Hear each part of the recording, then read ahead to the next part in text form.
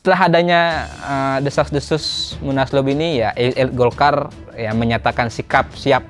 Ada setidaknya 3 elit Golkar yang menyatakan siap menjadi ketum Golkar jika memang ada mekanisme yang sesuai atau mengarah ke hal itu. Luhut siap jadi ketum Golkar, dan benarkah ada campur tangan dari pihak istana? Ya, seperti kita ketahui, Luhut ini adalah salah satu tangan kanannya Pak Jokowi ya. Beliau disebut-sebut sebagai gatekeeper gitu, penjaga gawang yang membereskan juga semua persoalan yang ada di lingkaran Pak Jokowi. Bahkan mungkin lebih, dan apakah Golkar akan tetap menjadi partai besar atau menjadi partai gurem, ataukah Golkar kapalnya melaju dengan kencang di pemilu 2024 finish dengan baik.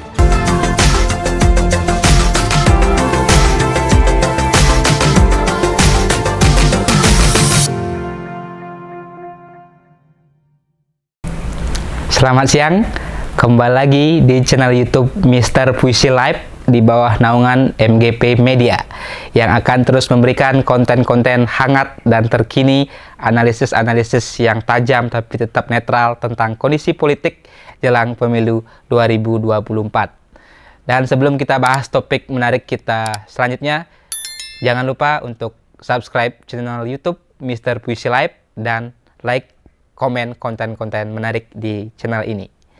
Oke, hari ini kita akan bicara perkembangan terkini yang sedang menggoyang internal Partai Golkar dengan adanya isu-isu dorongan-dorongan yang semakin kuat untuk menggelar musyawarah nasional luar biasa atau Munaslup untuk menggantikan kepemimpinan Ketua Umum Partai Golkar saat ini, Airlangga Hartarto.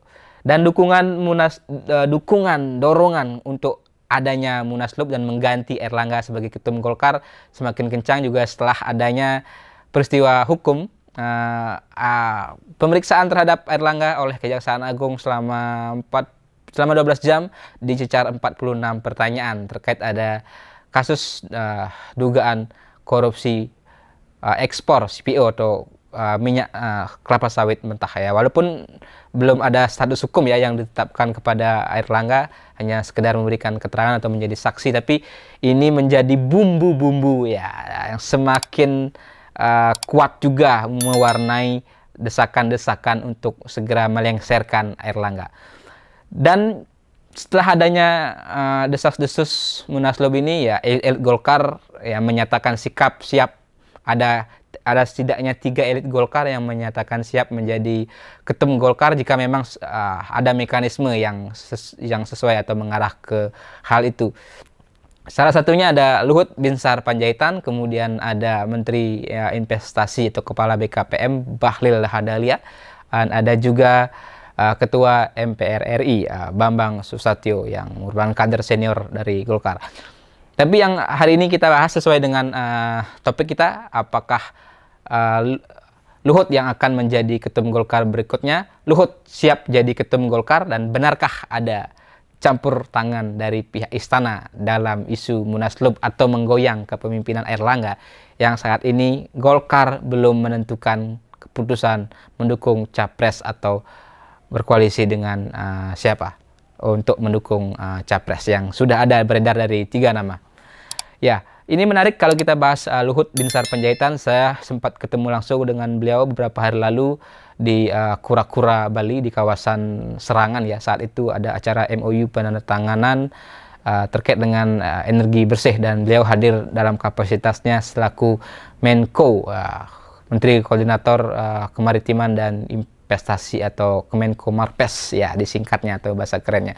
Ketika ditanya wartawan apakah siap menjadi Ketua Umum Golkar dan jika mendapat dukungan kader, ya Luhut dengan tegas menyatakan siap menjadi Ketua Umum Golkar jika beliau mendapat dukungan kader dan sesuai dengan mekanisme yang ada. Luhut tidak menjelaskan lebih lanjut mekanisme itu apa, tapi mengacu kepada desakan Munaslup ya, mungkin yang dimaksud adalah lewat mekanisme Munaslup, Luhut siap menggantikan atau menjadi Ketua Umum Golkar menggantikan Erlangga Hartarto.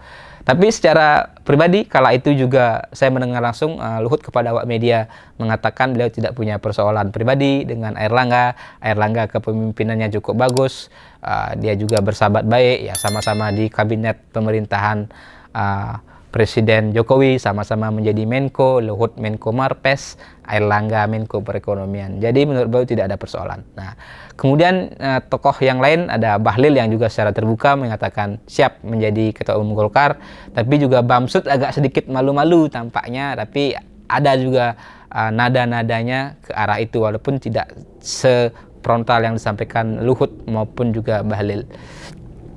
Nah, kalau kita bicara potensi Luhut, menurut kami, Luhut ini berpeluang besar menjadi Ketua Umum Golkar jika lihat kiprahnya juga di internal Golkar, juga peran pentingnya di kabinet pemerintahan Jokowi. Jika juga kita kaitkan dengan pertanyaan atau dengan analisa apakah benar juga ada campur tangan istana dalam kondisi isu-isu Munaslup atau ingin mengganti Ketua Umum Golkar Erlangga Hartarto, entah misalnya untuk arahnya adalah dukungan kepada salah satu kandidat, apakah Ganjar ataukah Prabowo, karena belakangan juga gestur yang terlihat di publik, Presiden Jokowi lebih condong dekat kepada Prabowo, lebih dipersepsikan lebih sering memberikan endorse atau dukungan kepada Prabowo Subianto dari Ketua Umum Partai Gerindra ketimbang rekan sejawatnya di PDIP yaitu Ganjar Pranowo. Ya, seperti kita ketahui, Luhut ini adalah salah satu tangan kanannya Pak Jokowi ya.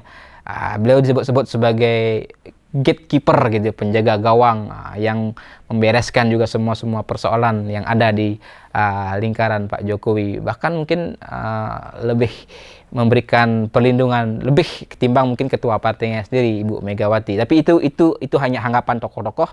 Kita tidak tahu seperti apa kebenarannya. Tapi berkaca dari itu tentu menurut kami Luhut yang lebih berpeluang besar dibandingkan mungkin dua nama lainnya.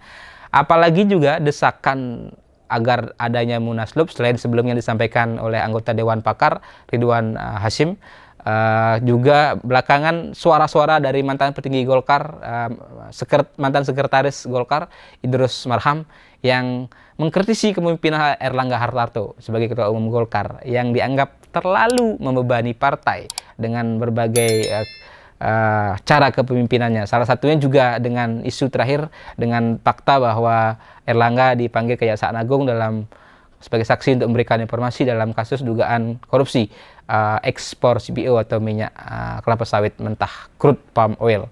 Nah, Idrus Marham bahkan mengatakan juga Erlangga ini kerap mencari atau membawa nama Presiden Jokowi untuk seolah-olah dia mendapat perlindungan Presiden atau paling dekat dengan Presiden.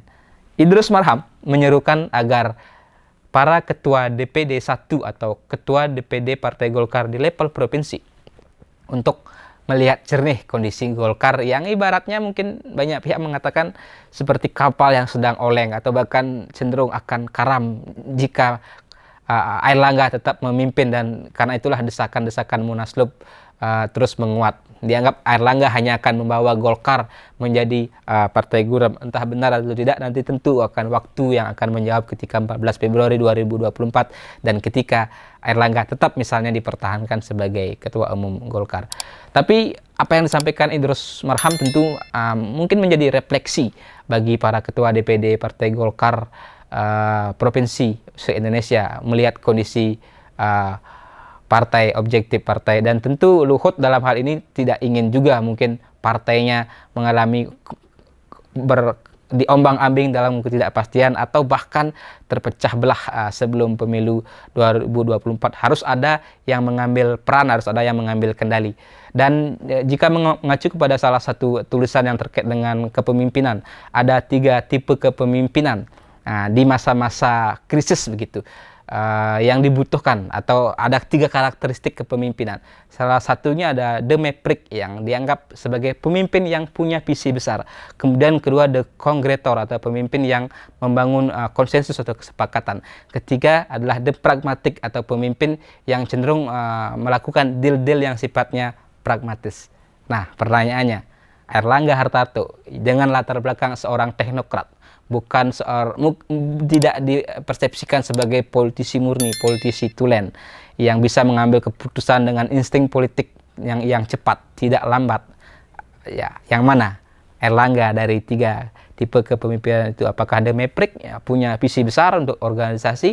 Apakah ada kongretor atau yang hanya membangun konsensus, kesepakatan dengan pihak tertentu untuk mengamankan kelompok atau dirinya mungkin?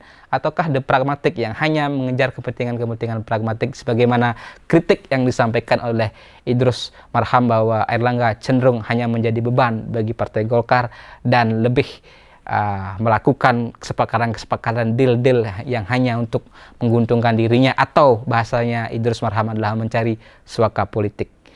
Dan tentu kita lihat juga bagaimana nanti apakah benar ada invisible hand, tangan-tangan dari istana yang memberikan dorongan, dukungan kuat agar Munaslup terjadi dan suksesi kepemimpinan di Partai Golkar terjadi dari Airlangga mungkin saja kepada Luhut Binsar Panjaitan. Tapi ada 2 skenario mungkin yang bisa kita bayangkan dari kemelut yang sedang menerpa atau perhara yang sedang melanda Partai Beringin, Partai Golkar, partai peninggalan zaman Orde Baru yang menjadi salah satu partai tertua yang masih eksis hingga saat ini. Skenario pertama, tidak ada Munaslup, berarti Airlangga aman. Kemudian pertanyaannya, kemana arah dukungan koalisi Golkar, kemana arah dukungan capres dari Golkar? Jika melihat perkembangan terkini, ada pertemuan Puan Maharani, Ketua DPP PDI Perjuangan, dengan Airlangga Hartarto, Ketua Umum Golkar. Kalau tidak salah tanggal 27 Juli lalu, hari Kamis, ya saat itu juga Airlangga memberikan ungkapan, memberikan bunga berwarna merah putih, ya, ungkapan persahabatan, ungkapan cinta, katanya seperti itu. Nah, itu mungkin sinyal-sinyal juga nanti Golkar akan bergabung kepada PDIP, kuning dan merah menyatu. Juga ditegaskan oleh Airlangga sedang membentuk tim teknis untuk membentuk penjajakan koalisi kedua partai itu. Dan juga ada statement dari Wakil Ketua Umum Partai Golkar, Nurdin Halid, yang juga mengatakan pengumuman dukungan kepada capres dari Golkar akan diumumkan setelah tanggal 17 Agustus. Dan dia juga meluruskan pemahaman Munaslup Golkar tahun 2019 yang katanya tidak memberikan mandat kepada Airlangga sebagai capres. Artinya tidak mencapreskan Airlangga, tapi memberikan mandat kepada Airlangga untuk menentukan dukungan capres dan arah koalisi. Nah, ini mungkin menjadi perdebatan karena yang saya dengar, yang saya juga sempat ikuti, bahwa Munas itu katanya memberikan mandat kepada Airlangga sebagai capres. Tapi ketika Nurdin Halid mengatakan yang sebaliknya, meluruskan bukan mandat sebagai capres tapi menentukan dukungan capres. Nah, ini mungkin persepsi yang sedikit berbeda. Jadi kita lihat saja seperti apa.